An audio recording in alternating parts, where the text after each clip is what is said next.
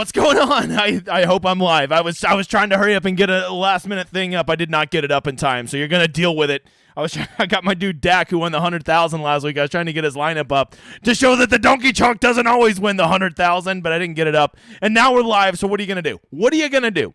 So what's up, new guy? I'm the Degenerate 75. I'm a high limit DFS player who is here to help you not suck so bad at DFS, especially at PGA. Because if you don't know, this shit be tough, and a lot of strategies to consider, right? I'm independent as fuck. Nobody owns me. I don't work for anybody, and I don't really care what people think about me. So if that sounds cool, then you might want to hang around. But I will warn you, if you're here to get picks, you're in the wrong fucking place. Right there.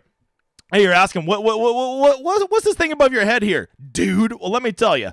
I don't even have the right page up. This is I should have had my schedule up. New guys, see, this is my schedule. We do this every Wednesday night, except tonight it's Tuesday and you're hearing the banjos. What the hell's going on? Well, the golf starts earlier this week, so we got to just run with it, brother.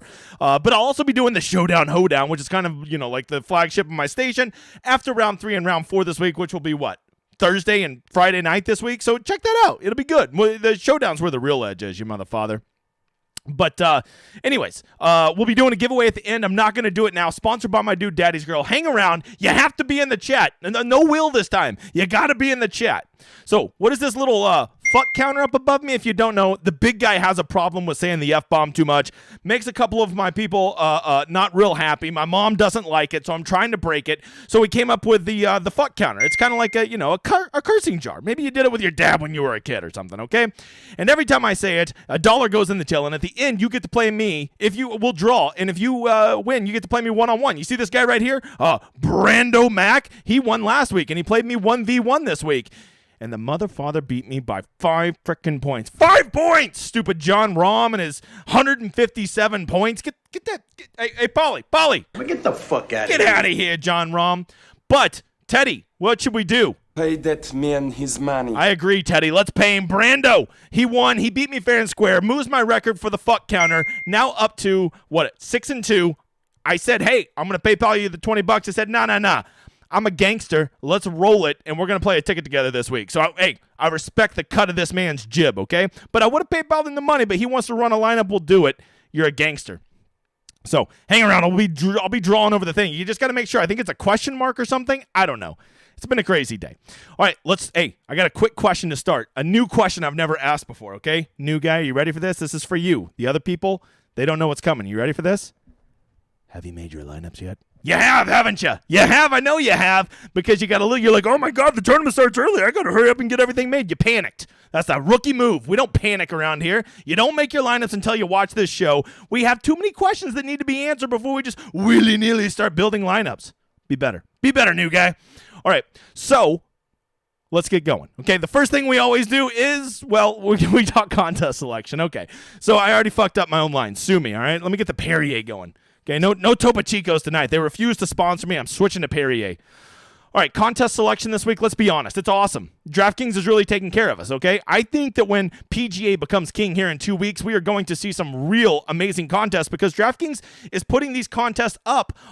These contests are for a full day early. So, by the way, be on overlay watch. If you don't know what an overlay is, that's where they guarantee more money than fills. So that's number one. But if they're going to put these contests up while the tournament starts a day early, and there's still football going on and NBA, this is kind of the nuts. Like, this just lets you know that PGA DFS is growing. All you got to do is look at these contests, right? You can see the big $20 this week. I'll be playing in it with my contest winners, but I personally wouldn't put my lineups in it because, last week it was 500,000. This week when they move it to 600,000, they always end up doing this a third to first. And when you give a third of all the money to first, it basically just fucks over all the other spots in the top 10. So it's basically an all or nothing, right? Which is great if you're Dak, who won it last week, but not so great if you finish like 8th place. You'd be like, man, if I got 8th place, that'd be $2,500. Well, just know if you max into this tournament, you'd still be down $500. Yeah, think about that for a second, big guy. You want to know what the real nuts tournament this is? If you're an MME guy that plays, a decent amount, just go max into this $5. This is what I'm talking about, DK. They say, you know what? You can have it your way. And you see only 12% of the $5 goes to first, 12.5%. 60% of first place goes to second. 10th place, 133rd. Not great, but, for a $5, that's still pretty good. So, if you're, this would be, if you're going to do a mass multi-entry and you're a guy that plays $500 a week, this would be a great tournament to go put 100 lineups in. This is just a great format. It's about as good as it gets.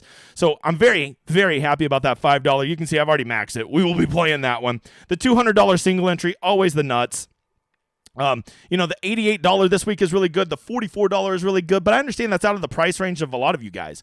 So, contests that you really need to be looking at. If you're a $50 a week kind of guy or lady, then go check out the whole $3.20 max, man. It's so good. 10% to first, half of that to second, and 10% of it to 10th. I mean, that's just perfect. Yes, you do have to play 23,000 people, but, you're only invested $50, and there's a good chance that, you're going to get a good amount of that back if you have a nice, tight core. Go build a core with 13 to 15 players and just, mix and match those players, and if you hit a good core, you're going to have a chance to win some dancing in the streets naked money, and that's really nice.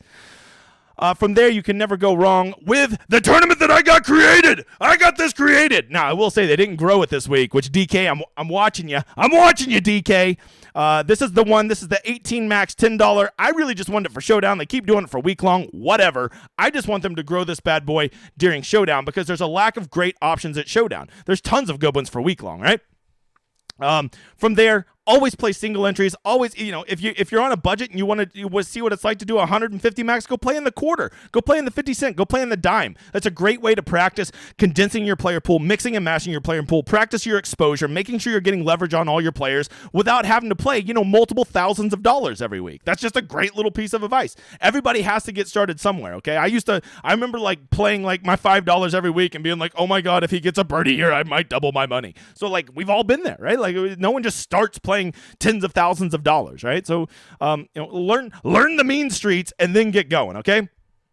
Let's see here. I think that's it for contest selection. You want to know the real truth?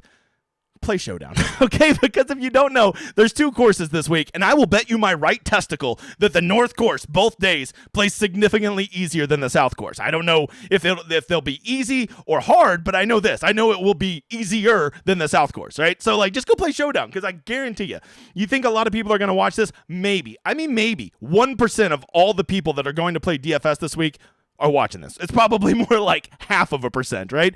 So I just go look. Over probably 30 to 40% of lineups will have guys from the South course on it tomorrow. Just go play guys from the North course. It's so simple. They're just gonna be on a course that's probably playing, I would guess, 2 shots easier tomorrow. Don't get cute. Just if they want to give you money, just take it from them, okay?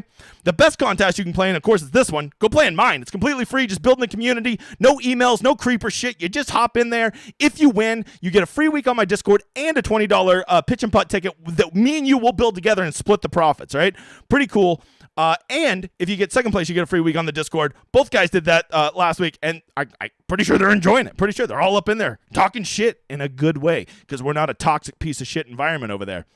All right, next question. New guy. What's the first thing we always check? The first thing we always check. That was contest selection. We didn't check shit. We talked about it. What's the first thing we check? New guy. Wind, that's right. Good. Okay, I was looking for weather, but we will accept wind. We will, of course, start with, what is this called?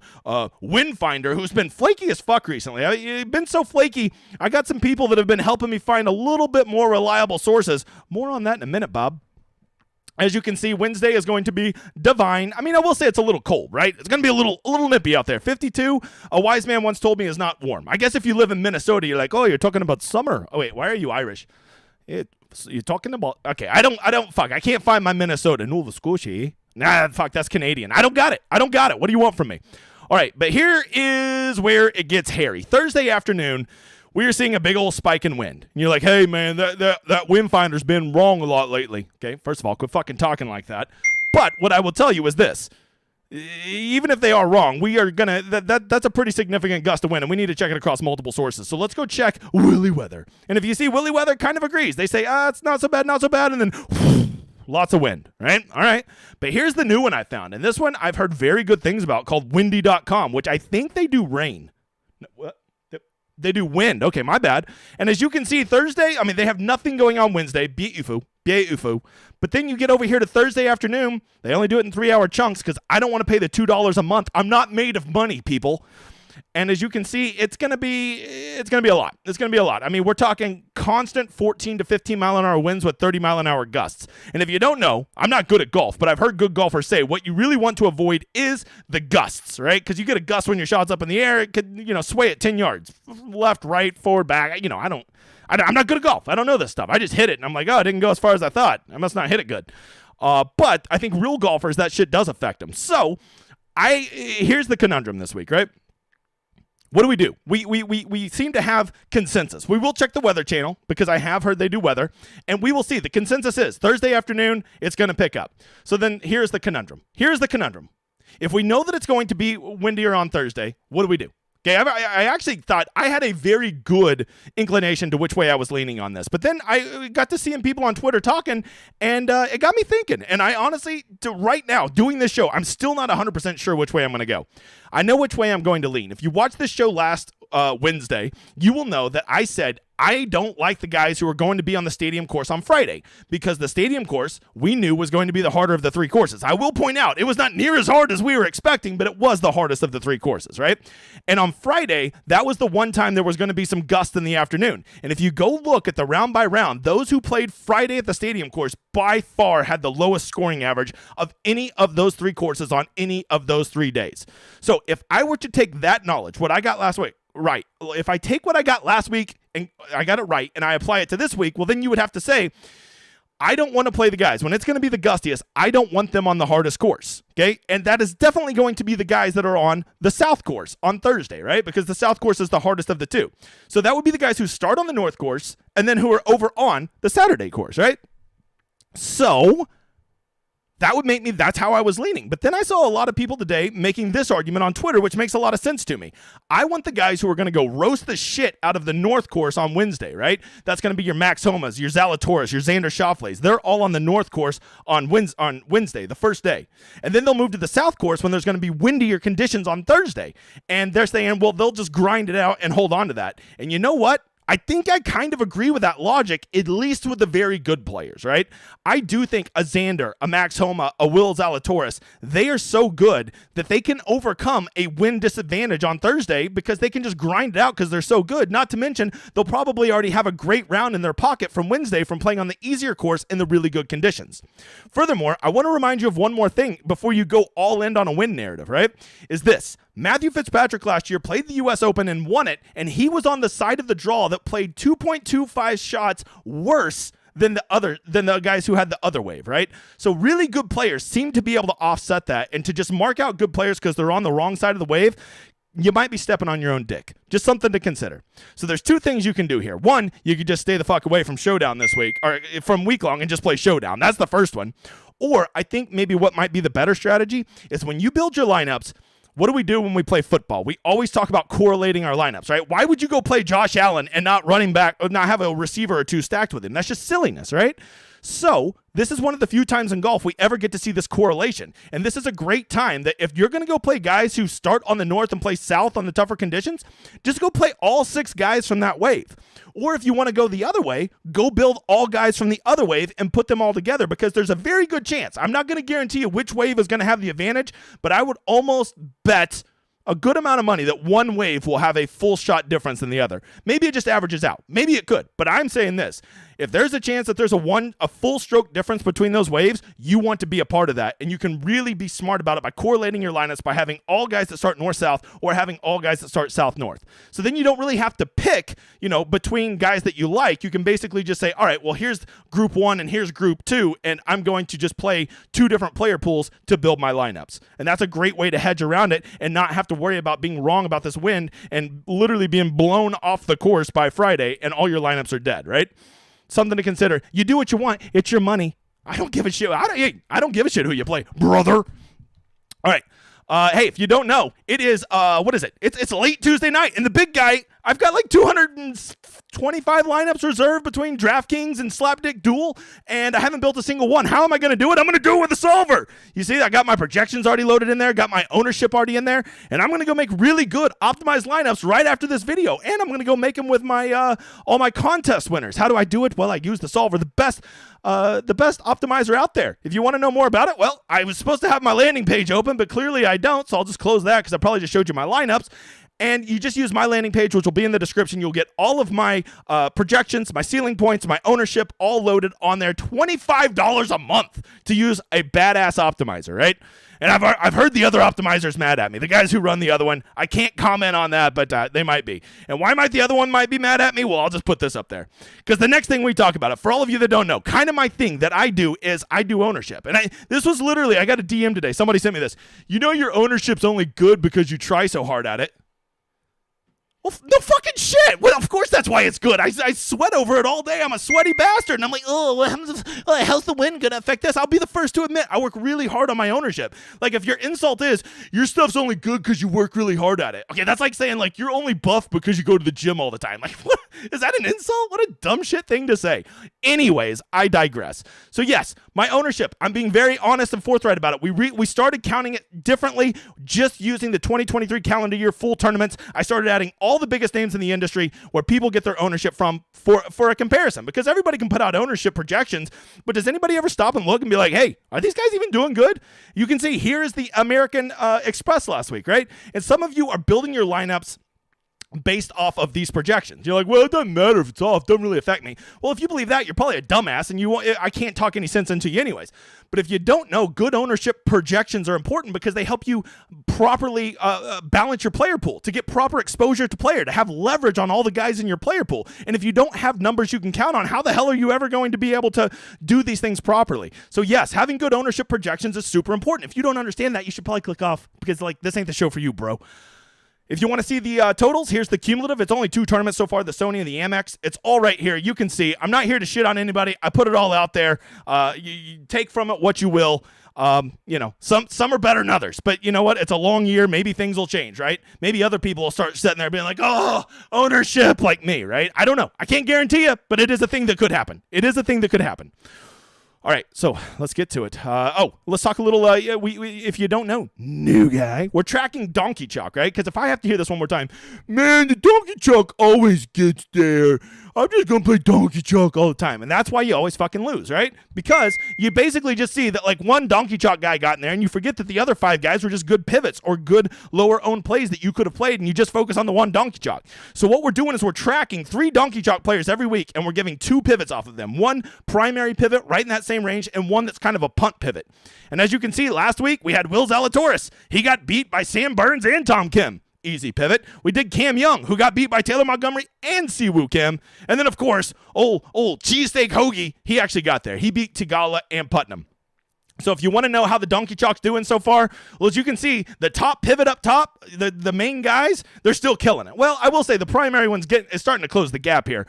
But the punt one, the guy that's like 1/5 the ownership, only beating him 17% of the time, so he better be really low owned. You see the Donkey Chalk number 2, which is our mid-range guy. I try to get a guy from the top, a guy from the middle, and a guy from the bottom. Doesn't always work out that way, but the second guy is running straight 50-50 with both pivots. So basically, you could have just, instead of playing a 19% guy, just go play an 8% guy, and you would be 50-50 on if he did better or not, right? Because you want to know something? Your picks fucking suck, okay? There's nothing special about them. I'm sorry. I know you got picks, right? I got my picks, but like, they're nothing special. Just play the game, brother. And then the last one, Donkey Chalk number 3. You can see it's still ahead, but the gap is closing a little bit. Old Cheesesteak Hoagie did him good last week, okay? So we're going to track that. We're going to be honest. If I find out the Donkey Chalk smashes and it's worth eating the chalk, I'll be the first one to pivot, because I have no pride in this shit. Just like if I find out that the wind is going to help the guys who are going to be on the North course on Wednesday and the South course on Thursday, I'll switch the whole damn thing up. I don't know the answer. All right. Let's get to probably the most important thing we'll ever talk about at PGA DFS. It's ownership, you motherfucker. If you don't know, ownership is basically the whole game at PGA DFS.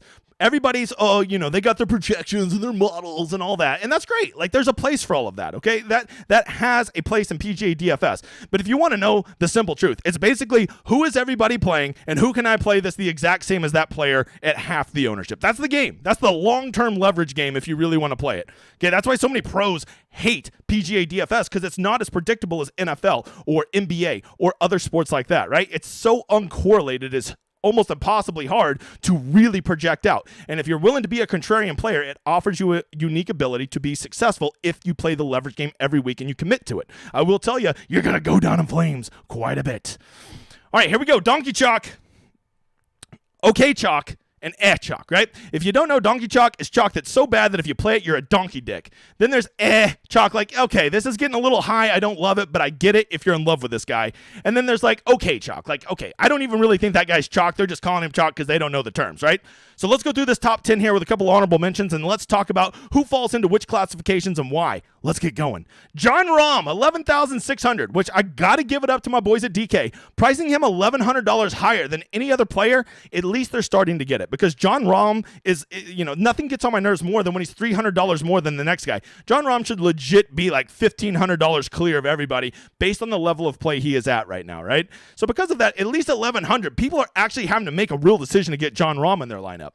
Furthermore, John Rahm is going to be starting at the South Course and then playing the North Course on the windy Thursday day, right? Which I guess looking at BK's poll earlier is actually going to be the minority of people that are playing that.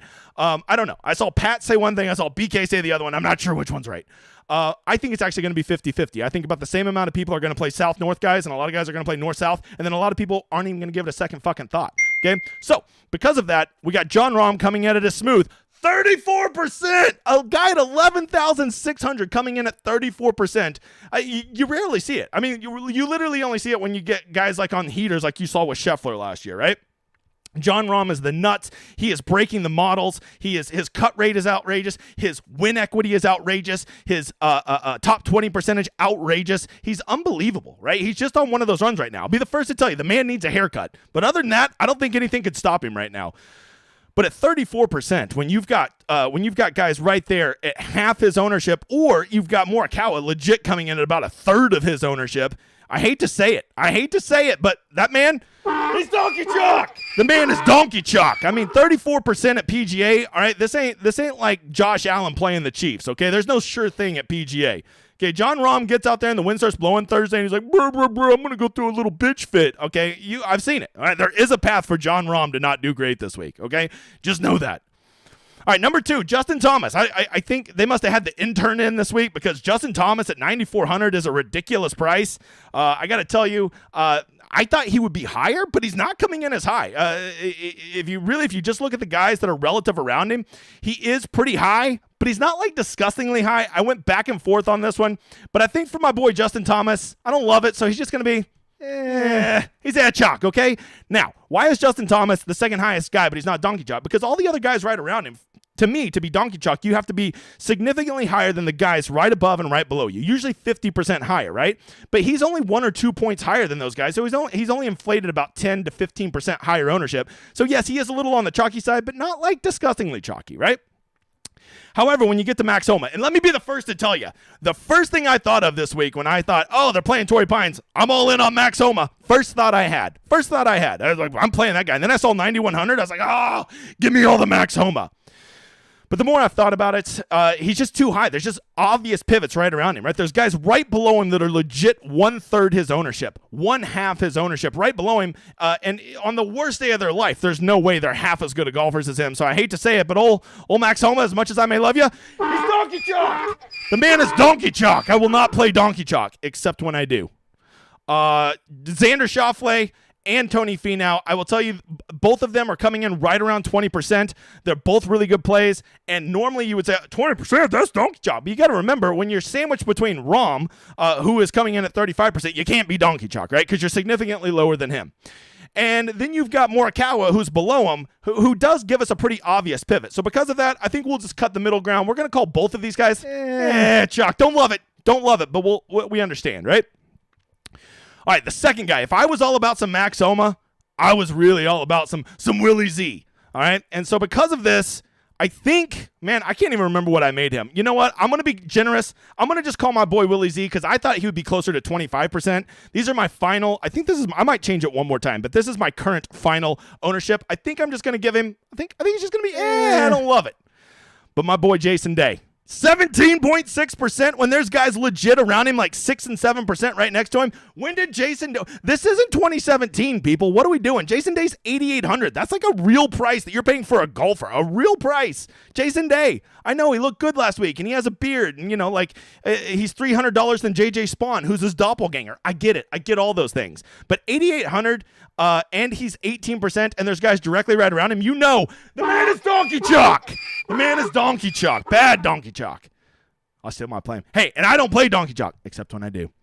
All right, please. Hey, new guy. I know this donkey chalk stuff's a lot for you. You can play donkey chalk. When I say donkey chalk, that just means you need to be aware that when I pick this guy in my lineup, I'm putting a donkey player in my lineup, and I need to be aware of what I need to do with the other 5 spots in my lineup, okay? They're usually donkey chalk because they're good plays, okay? That doesn't mean you don't play them. It just means you don't go play them with like 3 other donkey chalk guys. I want you to understand this, new guy. I like the cut of your jib. All right, Maverick McNeely, 8,600. By the way, Maverick McNeely's 8,600. When did Maverick McNeely become like a top 15 golfer in this field? I don't know. But he's from like California, dude. And like this tournament's in California, so he's like gonna play good and stuff. Okay, well, if that's your narrative, you go right on the fuck ahead. I'm gonna just go ahead and tell you what he is. The man is donkey chalk. Maverick McDonkey is his name. Get the hell out of here. Polly, tell him. Get the fuck out of here. Thank you, Polly. By the way, when he cusses, that don't count. That don't count. I don't want to hear it. All right. Taylor Montgomery, he's, like, I don't even consider guys like Taylor Montgomery and Sung J M. A lot of people like 15%, that's chalk. Well, no, you're just a dumbass and you don't understand the term.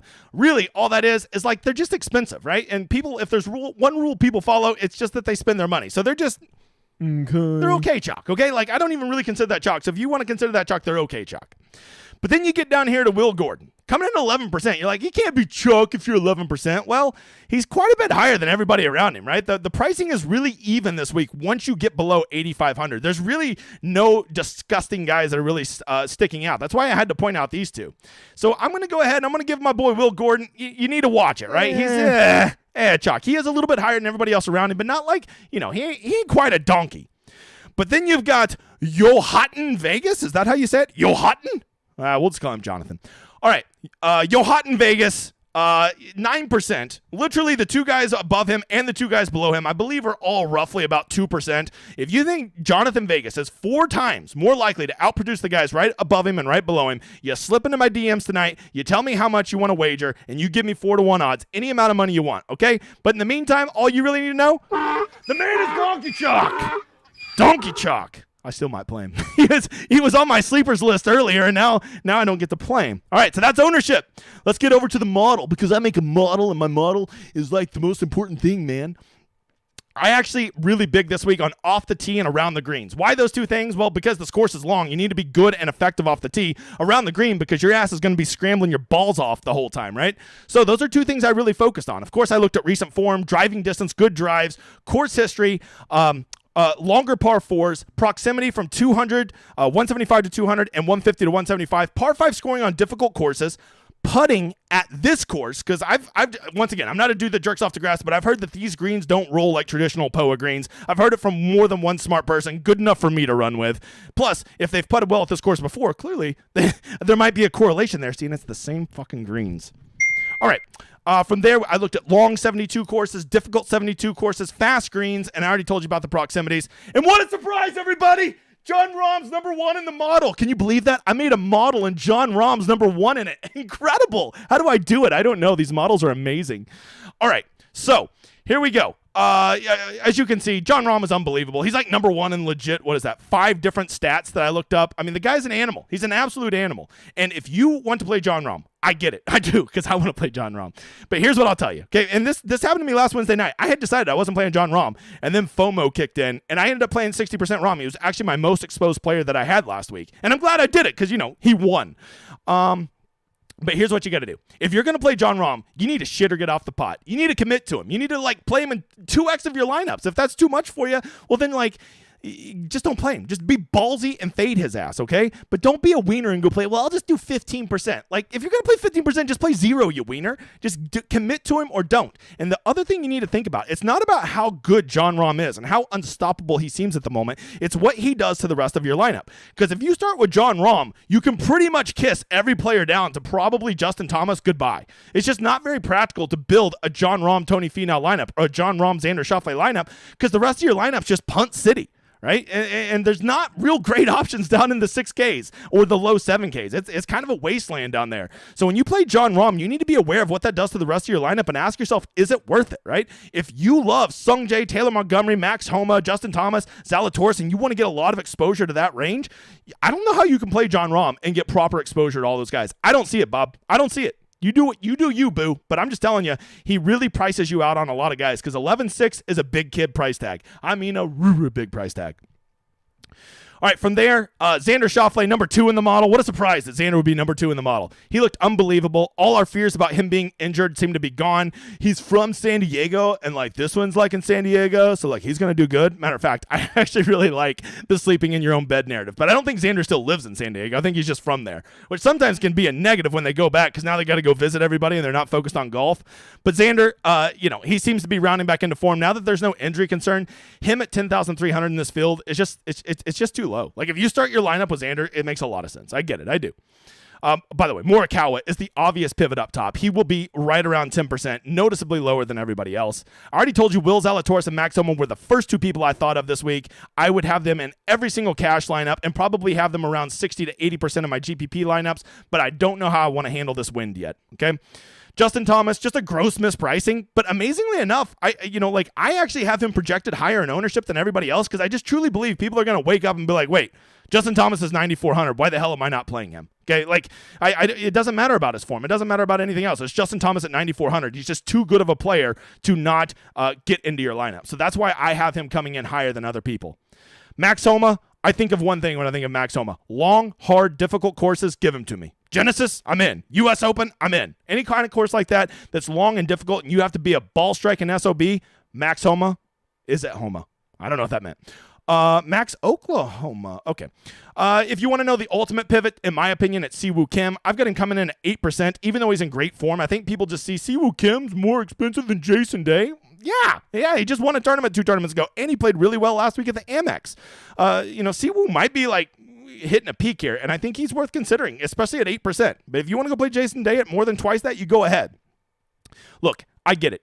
Jason Day plays long, tough courses as well. I still remember so vividly PGA championships and U.S. Opens in 2016, 2017, 2018. It's like Jason Day's just like an auto, like top 10, right? Because he just does so many different things well, right? And if he is going to be the scrambling master that he used to and he gets the putter going, you almost have to ask yourself what conditions might screw over Jason Day. And I honestly don't know. I get it. I just don't want to eat the Jason Day chalk. That's where I'm at. I think he's a great play, but at the same time, I don't think he's a great enough play that I'm going to eat, whatever he was. 19% Jason Day chalk. Okay? Not Jason Today chalk. Let's see. Justin Rose. Hey, if you want to play the old guy narrative who's making a comeback, how about you get off Jason Day and go play Justin Rose? I told you last week I kind of liked where he was heading.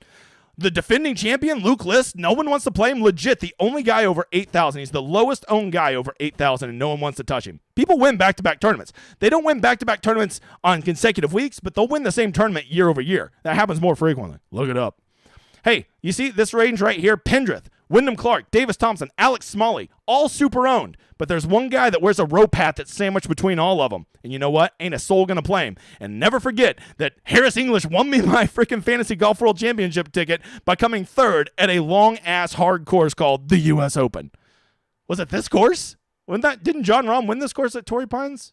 I don't know. I'm so bad at remembering courses. All you course people are like, no, it was the other one. Shut up. Okay. Ryan Palmer. Great course history. If you're a course history truther, Ryan Palmer's your dude. Andy's overpriced. So you got to imagine you're going to get a guy with tremendous course history, probably at under 5%. If you want to be like me and say, hey man, Patrick Rogers screwed me last week, man. I'm never playing that guy again. Okay, well now he's going to come like T3 this week and screw you again. If he screwed you last week like he did me, you got to get over it. Just like I told you last week, go play Tom Kim, Sung Jae, and Robbie Shelton because all those guys screwed you the week before. They'll bounce back and fuck you again. And they definitely did, didn't they? So don't be afraid to go back to a guy that screwed you last week. Jonathan Vegas was a dude I was super excited about until I saw that like he's legit like 5 times the ownership of like Hodges, Lonto. He's twice Taryn. Hell, I'll take Matthias Schmid. The dude bombs it and got 6th last week. Give me some Matthias Schmid. You want some sleepers? You want a couple sleepers? I'll give you a couple sleepers to end on. I will never forget at the live final back in 2021, one of the guys was there. His name was Kid Cudi, and he actually got he was the only one of I think 2 of the 40 of us that got a 6-6 through at the championship. And he had Doug Gibb in his lineup. I'm like, you play Doug Gibb in a lineup for $1 million? What the hell is wrong with you? And he looked me straight in the eye with the most stone cold face, and he said, I know Doug Gibb. You played Doug Gibb at long hard courses, and like. It rang through to my soul. And to this day, every time I see a long, hard course, Doug Gim is in my lineups, okay? And by the way, he ended up, I think, getting third for like, I want to say $250,000. So clearly he knew what he was talking about. And then if you, one more, I'll give you two more. JB Holmes is so gross, but he does play well here. It might take him 4 hours to line up a shot, but he'll get there. And the last one, if you want to just play guy who bombs it, you want to play Cameron Champ, who's the young version, Brandon Matthews, longest driving distance of anybody in this tournament. Worth noting, right? Worth noting. All right, that brings us to, who is the one guy I'm definitely not playing this week? The one guy I am definitely not playing this week is...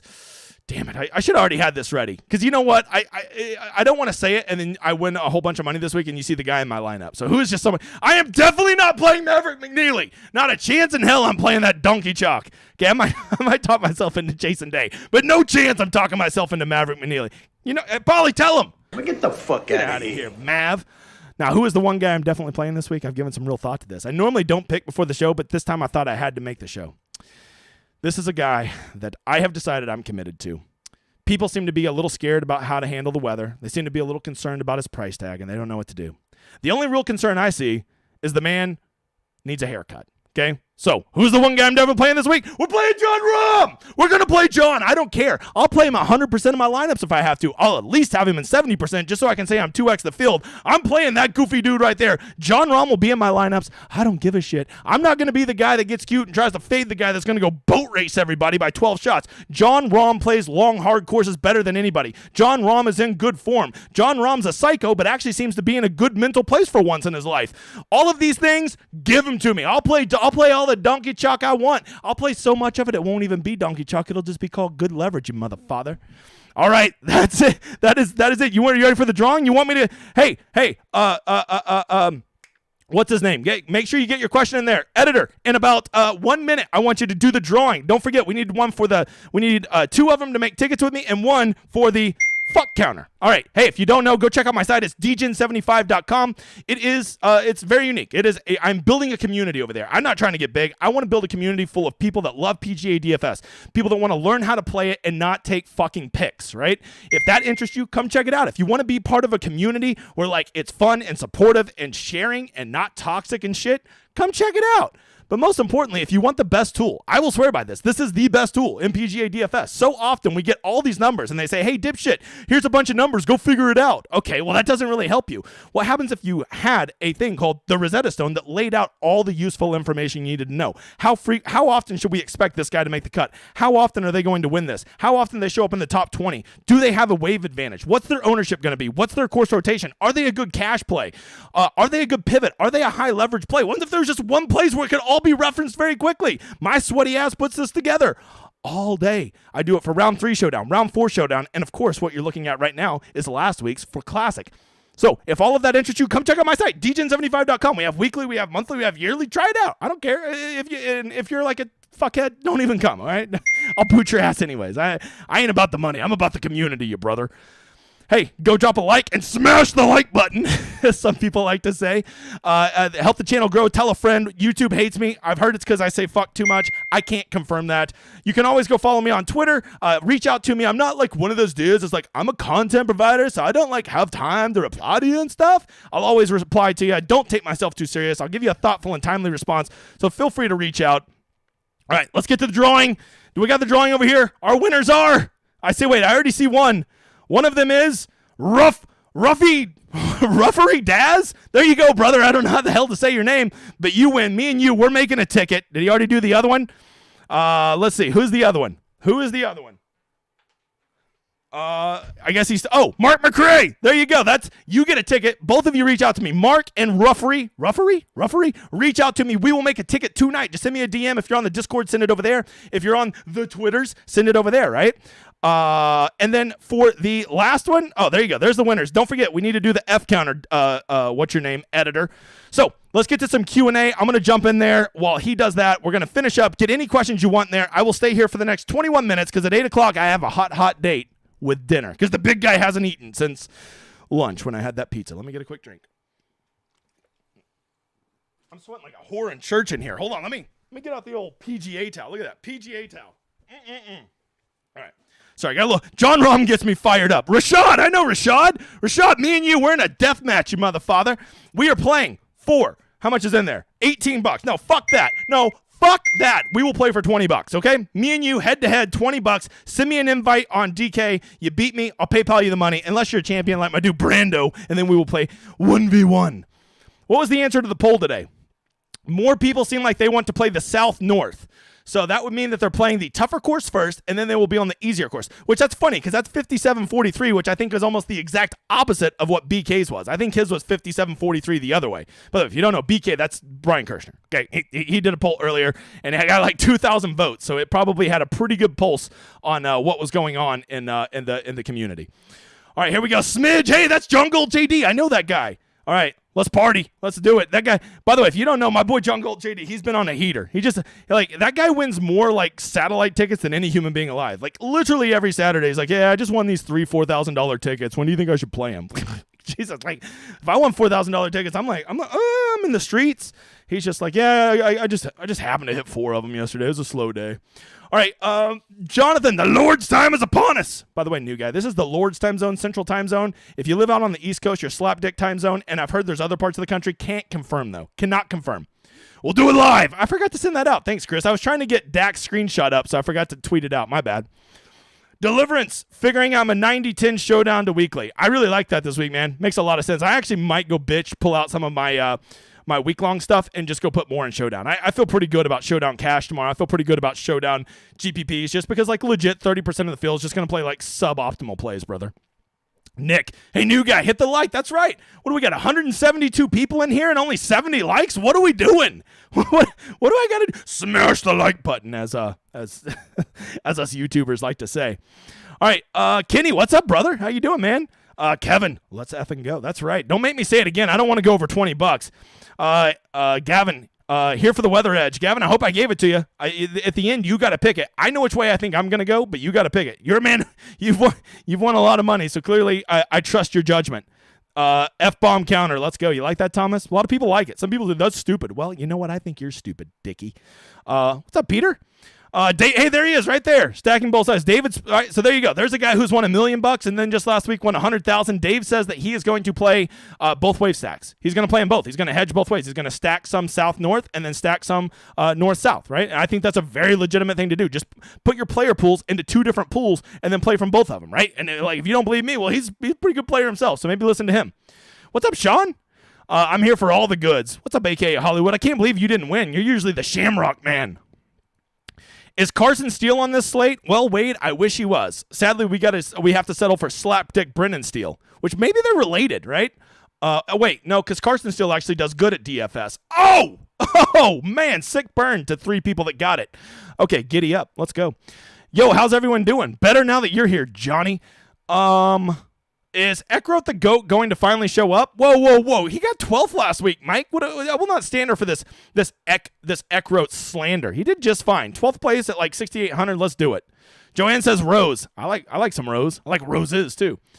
Jerry, everyone is losing perspective on the 8K, 7K guys and worrying so much about the weather. Hard to handicap. Well, I mean, maybe take advantage of this. To me, the real money this week lies in trying to go nail those 7K guys because it is.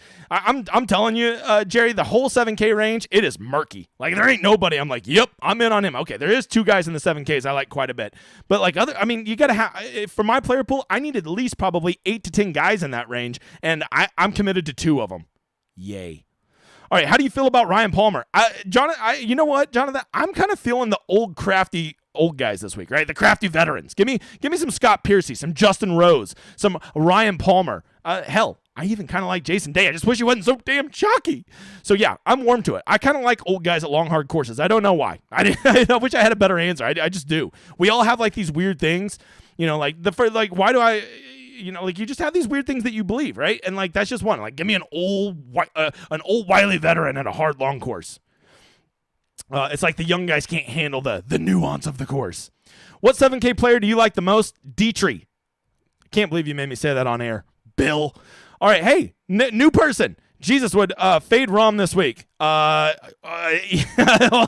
then I must be losing my faith, big guy, because I'm not fading him. I'm playing Jonathan Ramathan. 30. I mean, look, he's just so good, man. It's like what's his floor? T7? Like, it's just hard for him to not get there. I mean, outside of him, like, getting off to a slow start and going into mopey bitch whiny mode, which he does a lot less now, I just don't see any way he doesn't get there. And I see a path to all those other guys, which is weird because I love Xander and Finau too. And at the end of the day, I'm going to run into this thing called math. It's going to be my problem this week. Devin, thoughts on Morikawa this week? I think he's a tremendous pivot. Look, when I think of long, hard courses, that's the grinder fest. That's where I want Morikawa. He's the ultimate leverage play up top. Ultimate leverage play. If you are just a guy who plays the leverage game all the time, how do you not play Morikawa this week? How do you not play him? Alex, do you think Morikawa has got out of his delicate flower stage and contend with Rahm? Well, that I will tell you this. I like him at long, hard courses. I do worry that the wind blowing on Thursday may get him a little off. That would be my only concern. If he plays through that, I think that he is great to do well. And I will say this. I believe Morikawa, is Morikawa, he might be on the north-south. I think he gets to... Yeah, I think he plays the south. He plays the harder course. I don't know if I really want Morikawa on the hard course on the hard conditions. But if he's playing well, it won't matter. Hey, it's the Swiss Alps man. Can you please expand on correlation and lineup constructions for this week? Is the correlation more important in cash or GPPs? Oh, definitely in GPPs, right? Once again, if we're talking showdown, Swiss, I think you definitely just want to only play guys from North Course. I don't even think that's a real hot take on my part, right?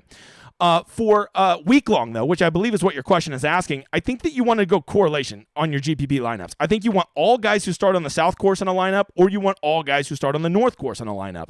Because one of those two, I think, is going to have a definitive edge this week. That wind is really going to screw things up on Thursday, right? And I just don't know who it's going to affect more. Or maybe the softer conditions on Wednesday are going to lead to those guys who start on the North Course getting so far ahead that the wind doesn't affect them as much on Wednesday, and they're able to pick up 2 strokes that way. I don't know the answer to the riddle, but I do know that I want to have 2 pools of players, and I only play guys from those pools together, right? Like I've got my North-South guys over here and my South-North guys over here. I'm not going to mix them. I just don't think that's a smart thing to do this week. I think that's a suboptimal play. My opinion, you did ask me, so you're getting my opinion. I made one and sent it to you. There we go. Billy, you playing the first sponsor exemption DK priced in the 9K? Wait, who's in the 9K that's a sponsor exemption? Taylor Montgomery or something? I don't even know who the hell we're talking about. Billy, don't drop knowledge on me like that. I know how to play the game. I don't know anything about grass and tour cards and shit like that. Hey, Troy Dow, don't recognize you. Welcome, brother. Fading Rahm this week? Not a chance in hell. All right, moving on. Who is the 8K range?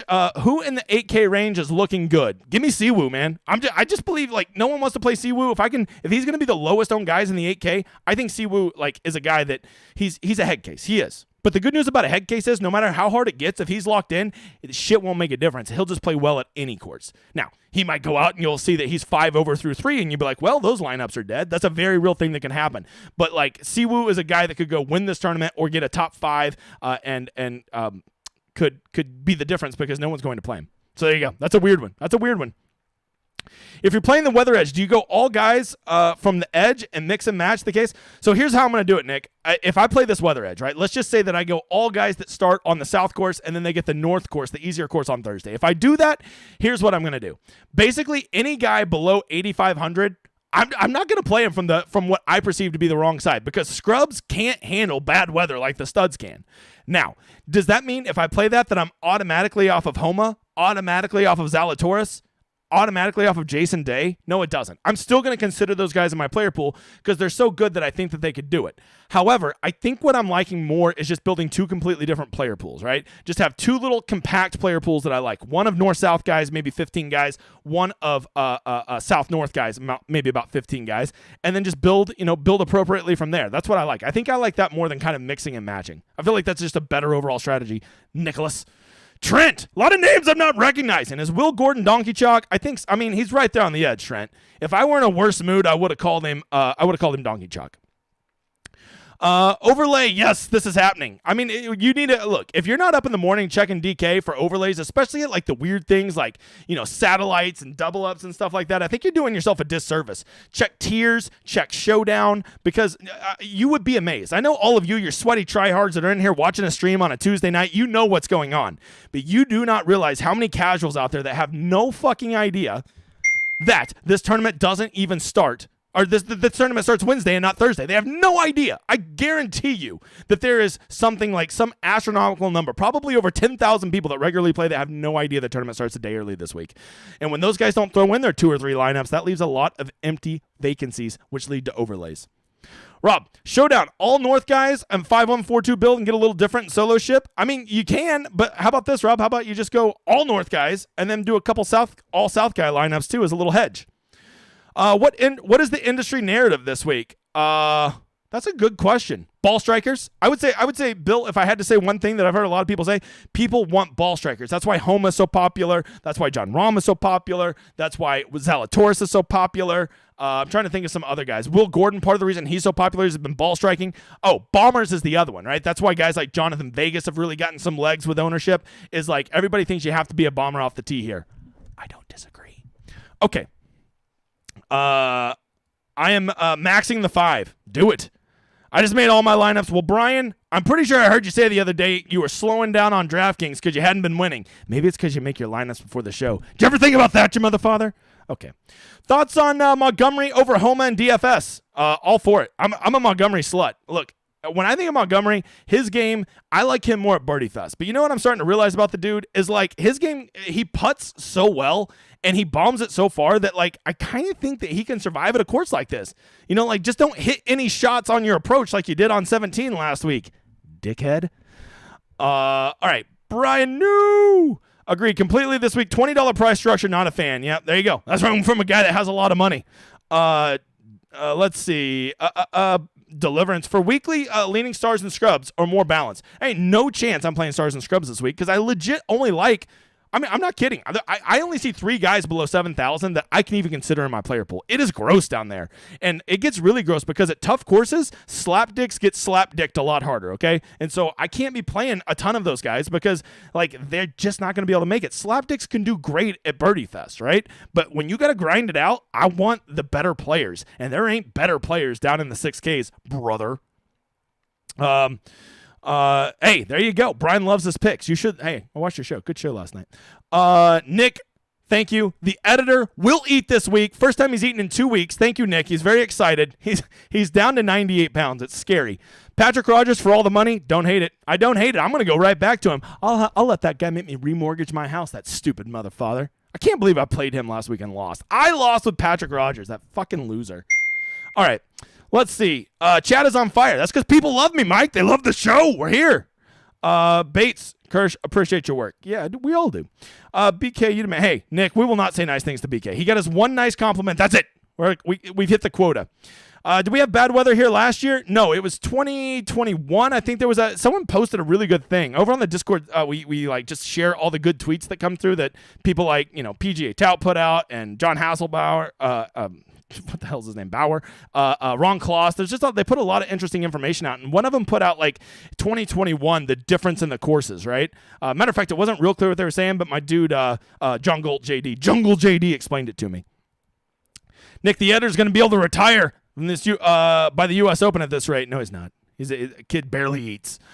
Any Canadian you like this weekend? I mean, Taylor Pendrith kind of fits exactly what I'm thinking. The fact that I'm not playing Taylor Pendrith just makes me hate myself. And the fact that he's kind of becoming low-key donkey chalk kind of upsets me. So I know he's going to smash because my one guy that I really predicted to break out this year was Taylor Pendrith. So, of course, he'll break out this week while I'm fading him. All right. Would the Lord fade Rahm this week? Nope.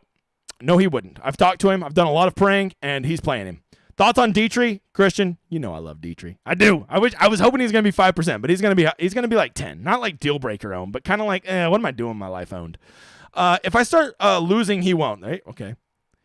Jesus, Corum, how many times are you gonna ask this question? All right. What are your thoughts about Smotherman this week? I actually don't mind him. He's a pretty good ball striker. I had just heard early in the week he was gonna be chalk, but when I did my ownership today, Bill, he was not chalk at all, like at all. All right. Who pays for a Win subscription? Sweaty bastards like some of the people on my Discord that share the stuff with me. Dude, we go south-north always. South-north always. Good, because that's what I'm doing. Nakora. Nakora. I hope you're Japanese, because I read that as a Japanese name. Nakora. All right. DP, unfortunately, I do. Thoughts on 6-0 North Showdown tomorrow? I don't think there's any other way to do it. If you play a guy from the South Course in Showdown tomorrow, I want you to put on your favorite pair of running shoes. I want you to tie them up real tight. Double knots. This is important. I want you to go outside. I want you to get yourself some space and run as fast as you possibly can. And I want you to go run into a brick wall. Okay, that's what I want you to do. All right, wind and major distance. Okay. I might be. I don't know what the hell we're talking about, but cool. Can Spencer Levine be 0.1% owned and I have him locked at 150? Akasal, I'll tell you this. If you do, respect, brother. Respect. I think that's stupid. But, Spencer Levine, he may not hit it far, but he hits it crooked. You know what I'm saying? That's the good thing I can say about Spencer Levine.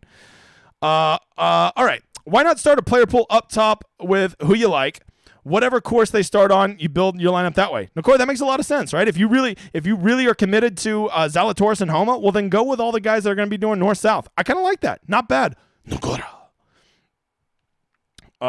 Yes, Brian's going the other way on the course stack. I think he is more for the guys. He wants his guys to do the scoring on the North course on Wednesday. So that would be your guys like Xander, Morikawa, Homa, Zalatoris, right? Whereas I think, and this is what I'm just going off what worked for me last week, I do not want the guys getting butchered in the tough conditions, right? A guy like Finau, let's say he plays South Course on Wednesday, he goes and shoots a -2, whatever, right?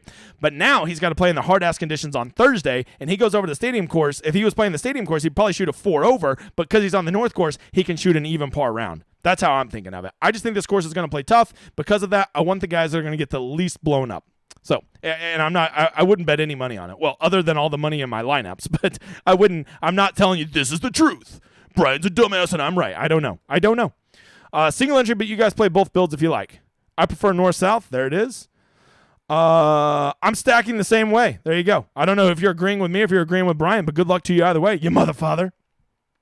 How much salary do you leave on the table at most? Well, Peter, let me tell you, this week, probably no more than $100. Okay, first of all, I will admit I'm a 6-year-old when it comes to this stuff, and I hate leaving money on the table. But this week, when you have tight pricing, especially if you want to get John Rahm in there and you hate everybody in the 6Ks, you really don't have much of an option but to spend all your money, right? So I will be spending almost all my money on almost all my lineups.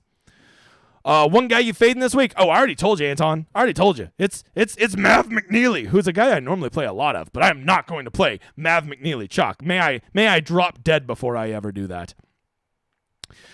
Same with Justin Thomas in the winning the PGA. There you go. That's a great point, Mark. He was on the tougher side, and he did win. I do remember that. And I was there. I've got the fucking hat on. All right. There is a chance that it could just play out and be the same. Like it could be like they get 2 shots better this day and they're 2 shots worse this day, and it just all ends up being the same. That is a thing that can happen. And same with the players. So I heard. That one backfired. I'm very. That's still trauma, Dave. Don't bring that up. That's trauma. All right, Matt, what are the certain criteria that you play someone with a roo-roo bad price relationship?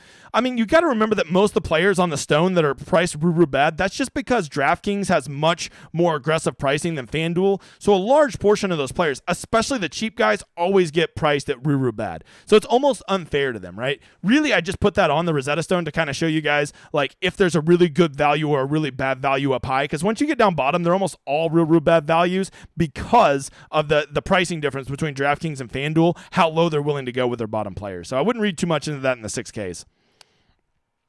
If you were playing the South-North, which 3-7K guys do you prefer to start time? If I'm playing the South-North, I don't have all that up. Let's see. If I were to have that up, some guys in the 7Ks, I think Dietrich's on the one that I like. I think Burmeister's on the one that I like, and I think Woodland's on the one that I like. So there you go. That's 3 that I would, if they're on the north-south. Oh, wait, that's South-North. Shit, I think that's on the other one. Okay, now I got to go start all over. Patrick Rogers is on that one. Brendan Steele would be one. Jonathan Vegas would be one. And who is somebody else? Will Gordon, you motherfather. All right, I'm only doing I'm doing the weekly invite to DK contest and such. All right, good luck, man. My lord, y'all thirsty for plays. There you go. Are you playing any Yahoo? No, but I should, Justin. I definitely should. It's just me being a lazy asshole. Maybe, you know what? Maybe my dude Zach will remind me tonight that I committed to Yahoo. And I'll go over there and I'll fill out some sweaty lineups.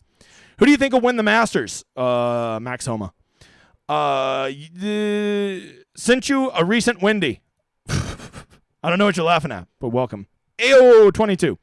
Ryan McQueen, the wind is going to be a factor. Turn on South-North lineup construction. Thanks for all you do. I think so. I don't know which way is going to be the right way, but I would definitely play that wind edge one way or the other, Ryan. What is the most important stat this week? Driving distance or POA putting? Driving distance, without question. Driving distance, and I actually like around the green more than I like POA putting because I heard a couple smart people say that like these POAs don't run like don't roll like other POA. I don't know what the fuck that means. Whatever. Okay, are you playing the delicate flower this week? I mean, I really want to. If I come to find out that I want to play the guys that go north-south, I will play him for sure. If I decide that I'm leaning more towards the south-north guys, then no, obviously not. Who do you like in the 6K range? You want one guy because you guys are thirsty for plays. A 6K guy that I am very interested in is I don't want to give him away. he's my dirty little secret. I already said him. Scott Piercy. Team old guy. All right. What do you think of Aaron Rye? I mean, he just hasn't been that good. I keep playing him thinking he's going to break out trip, but he just doesn't. So, like, I want to see something first because I'm getting tired of losing money on that two-glove slap dick. Love the content profit last 2 weeks. Let's go, Peter. Let's go. Love to hear it. Always send me a screenshot. You get anything big. Hashtag motherfucker wins. Is there a path for stars and scrubs? I mean, if you love some scrubs, go right on ahead. I can't name 3 scrubs I want to put in a lineup, Thomas. Redmond this week, man, this does seem like a Redmond course, doesn't it, Brant? But I'm telling you, the dude's just broken. I don't know what happened to him. Everybody used to want to play that guy, and now it's like, nah, no thanks. Your contest link isn't working at the moment. Can you fix it? Editor, go help my man. Do you add a few new guys to the player pool in normal this week since there's uncertainty with the weather? No, I'm still going to stay pretty tight. No, because I'm doing like 200 lineups. So I'll probably have a player pool of about 25 guys. Although now I'm thinking about it, I might do 2 player pools of 15. Now that I think about it, I don't know. I'm getting kind of hedgy, nervous bitch mode, which isn't really my style. So maybe I just need to eat some dinner and snap the hell out of it.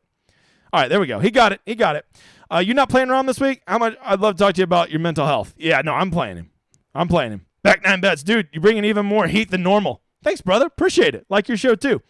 Does Rom being that expensive make him need to be a must-win? So this is a common question I get. Well, he's so expensive, he has to win to pay it off. Let me just go ahead and give you a hypothetical. Let's just say that Finau, Xander, Morikawa, and Zalatoris all miss the cut.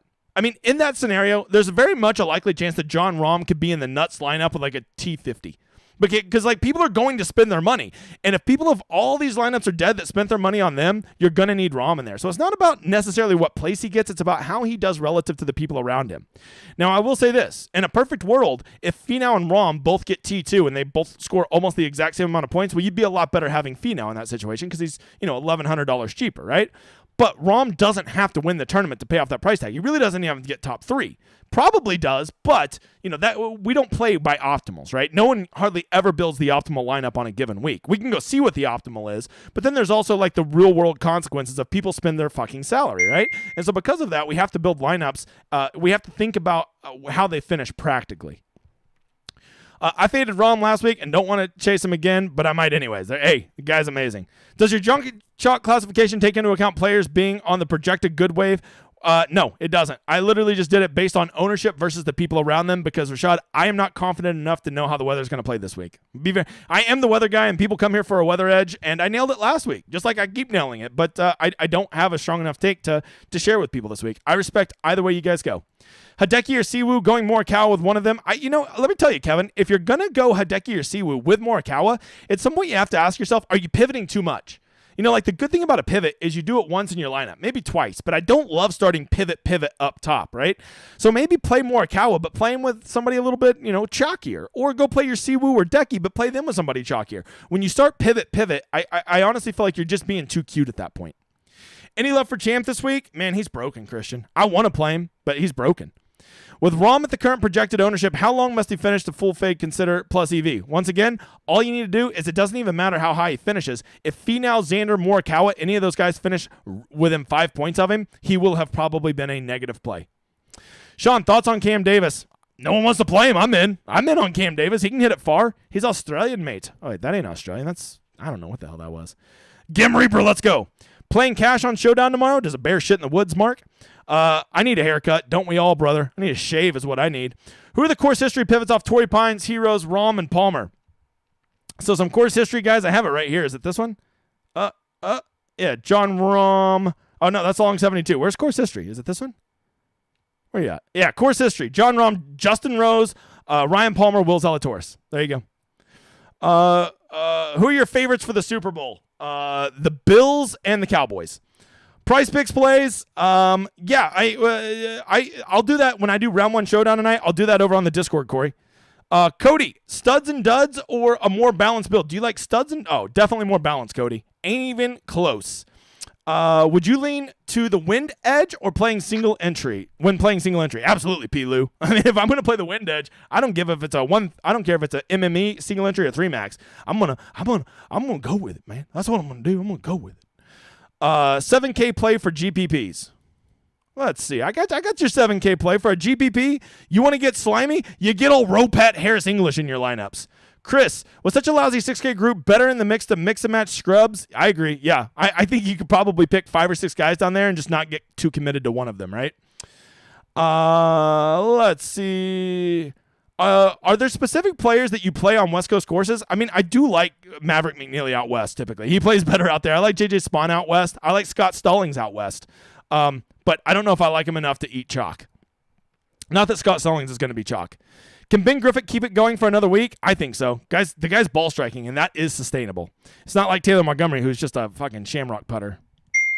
Haven't been kicked out of the Discord yet, so everyone's safe. There you go. Nick stirs up the shit. Does FanDuel have any good tournaments? Yeah, their big $75,000 tournament, $15K to first. I play in it every week. It's not bad. If you just get over the fear that they're going to take all your money and go under like full tilt poker. All right. GJ always replies, great lad. Hey, that's right, I do. Holy cow, this chat tonight. What is going... I just want to eat dinner.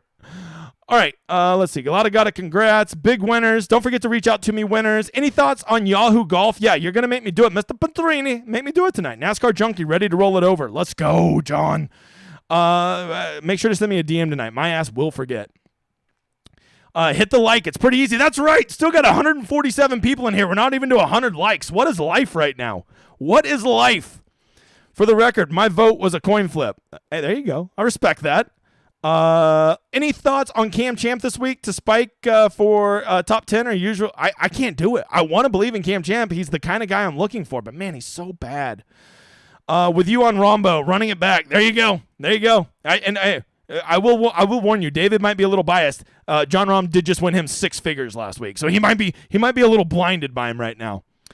Do you like balanced builds or stars and scrubs? Balanced, faux show. What is your back percentage owned in GPP? Is that cumulative ownership percentage owned?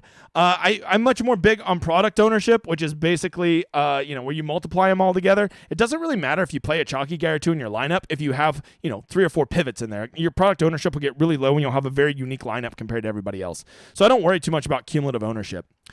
You playing, there we go. See, I got it right, Billy. Try to stump me on my own show. Yeah, I'm playing Taylor Montgomery. Hell yeah. Give me that lucky flat stick. How would you build a single entry? What's your process for selecting players? Well, I'm going to build my player pool like I normally do, right? And then from there, I'm going to go and I'm going to probably pick my 2 or 3 favorite guys that I like, the guys that I'm the most committed to, that I'm playing in the most of my lineups.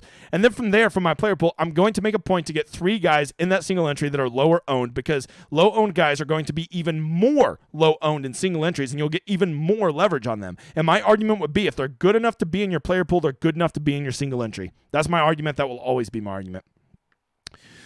Old Elvis, what is the max percentage owned in your GPPs? Once again, I'm a product ownership guy. If you want a number, I'll say like 60 to 80%.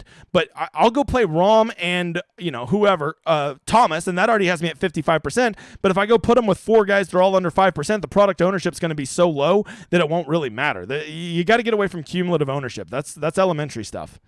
Faded Rom and week long. Playing more Showdown and Rom is an auto click. Is he the guy that can play in weather no matter? Yes, he is. Does JT off the tee? Yes, it does, Cody. He is not very consistent off the tee, and off the tee and around the greens are 2 things I really looked at. But I will tell you, JT is a magician around the greens. He's tremendous around the greens. All right, we got to wrap this up. The big guy's about to pass out. I had no idea the tournament tomorrow popped up in my notifications. Star-Lord, that's why I'm here. We miss you. We miss you. Get back over there. Any golfers you can get on a hot course anywhere, anytime, brother. I don't disagree with that, Peter. I don't think that's disagreeing. Who is the golfer that is the least length that you'd still be intrigued by? So a short hitter that could still get around here, that's a really good question. That was a good question. Let me go find a good one real quick. Who is a short hitter that could still get around this course? It's going to have to be somebody crafty. Where's that old hobbit Brian Harmon at this week? I want to play him. You know what? Dumpy Bo. There you go. I don't think he's short, but I don't see any other guys. Serrata's my only 6K guy this week. I mean, okay. I mean, good luck. My biggest takeaway from this stream, $2 for exclusive win coverage. The internet is wild. Hey, that's a big commitment, Derek. We're not all made of money, pal.